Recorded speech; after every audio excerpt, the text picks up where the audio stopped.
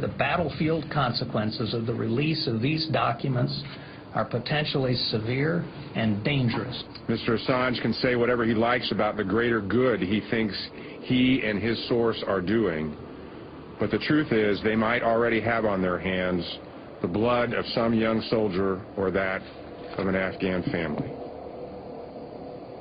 Releasing classified material can be very risky, but Assange says that the end justifies the means. We would have had to have released all this material without separating out any of it, or released none. The value, the extraordinary value of this historic record to the progress of that war and its potential to save lives outweighs the danger to innocence. WikiLeaks now takes steps to avoid making the same mistake again. Their next publication, 400,000 military reports from the Iraq War, are painstakingly edited and names removed. They also start reinforcing their network of experienced journalists. Hey. Okay, so how are you? Ian Overton is editor of the independent London-based Bureau of Investigative Journalism, who are now going to analyze the material and produce their own documentaries. There's a frantic rush of getting the best people we could on board, and we drew up a team of 25 people over a weekend, and my phone went red hot calling people. It was Saturday night in the middle of August, and about sort of 5 or 6 of us at the Bureau met with Julian. About an hour later I ended up sort of leaving the place with a USB stick full of 400,000 classified military documents. The material is essentially an encyclopedia of this war, with reports issued day by day, hour by hour, corpse by corpse. Absolutely unfiltered. These are the reports written by people on the ground straight afterwards. It's kind of the day-to-day war through their eyes. And that's new. We haven't been able to do that before, ever, really. The material tells of tens of thousands of civilian casualties, figures that the US have withheld to date, and the widespread practice of torture that the US said they'd put a stop to is still being practiced by their Iraqi allies.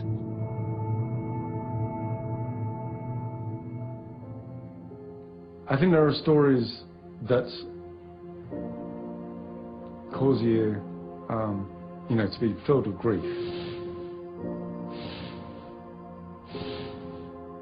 Some are incredibly harrowing. I mean, you do have children tortured to death or shot in front of parents, and it's not material you can read and not be affected by. When I was reading the reports, you read a young American soldier writing in a very, very bureaucratic, anodyne, sterile way about a father who's driving his children back home, and he's going too fast, and they open fire at the car, and the father, fearing that his children will be hit, calls all his children to lie on the floor. All of the children are killed, 3 children. And the way it's written up is, it's called an escalation of force. I know. It's not an escalation of force, it's a killing. It's horrific.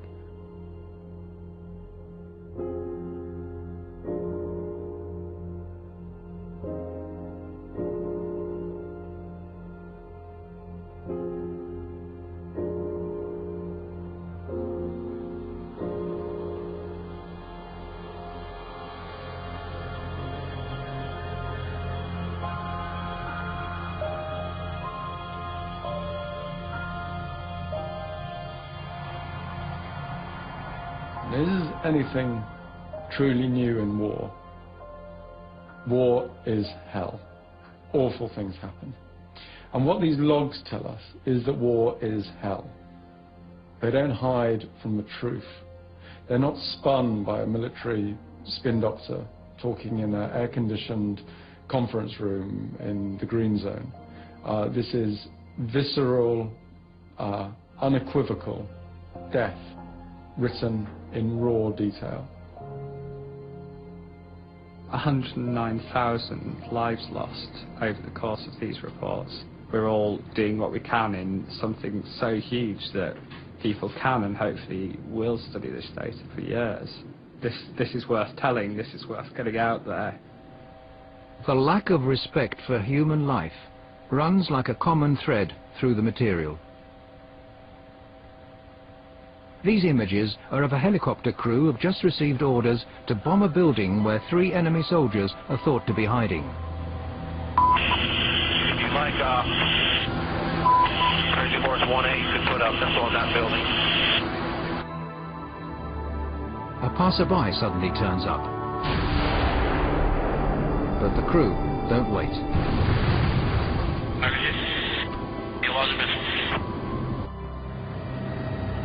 The crew could have waited until the man had passed. This is perhaps a measure of how human life was valued in Baghdad. Private cars being pursued by an attack helicopter.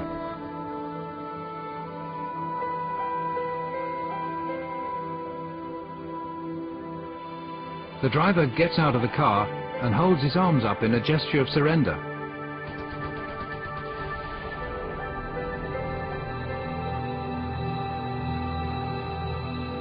The more horrific the discovery the investigators in London make, the more they get the feeling of being threatened. It gradually becomes obvious that someone's watching their office.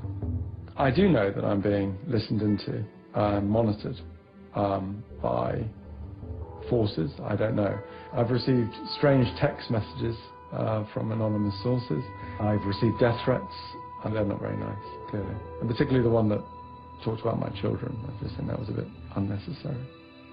There's op-eds in the Washington Post saying that our personnel should be kidnapped from Europe. Our sources, one alleged source, executed. Similar statements by right-wing members of the US Congress. In Washington, the influential public figure Christian Whiten is agitating for the indictment of WikiLeaks members, saying they should be treated as terrorists. There also has to be a clear punishment for people who engage in what I would consider a form of espionage, a form of political warfare. It's not an act of journalism or transparency, but an act of political war against us. The US ups its efforts to stop WikiLeaks. The payment service providers, money brokers, closed down WikiLeaks' account. American hackers suspected of having links to WikiLeaks are detained, questioned, and have their computers confiscated. At the end of the day, things involving the web, I think you find, are less mysterious and new than may meet the eye at first. If you just go beyond, I'd say, the surface, you'll find telecommunications companies that are hosting the servers or hosting the companies that in turn host this information and have made this possible. You'll find banks that provide banking services to these people. You'll find landlords who provide rent to the individuals involved. So to that extent, I'm pretty sure you can peel back the onion and find exactly what this organization is, where it conducts its activities, and which jurisdiction it's subject to most directly. However, the stronger the attacks, the greater the support WikiLeaks receive. Julian Assange has been without a fixed address for several years, but wherever he lands, activists are on hand to offer him a place to sleep and their services free of charge. People love the idea of an out-of-control investigative journalist who's trying to take on governments. The story of some quasi-romantic, fleet of foot, Scarlet Pimpernel character in the form of Julian Assange darting in the cyber shadows. It's very appealing. I am very pleased to be amongst so many people I can respect. I don't think I have ever been... Assange is an ideal media figure. He's been portrayed as the Lone Ranger of the information age. Who? Arnie. You are the only one which is sounding like a pure angel. Me? Yes. A pure angel? It's just a hair. Praise and prizes have been poured over WikiLeaks. Time magazine has included Assange on a shortlist for the world's most influential man. You should remember Solzhenitsyn's words that in the right moment, one word of truth outweighs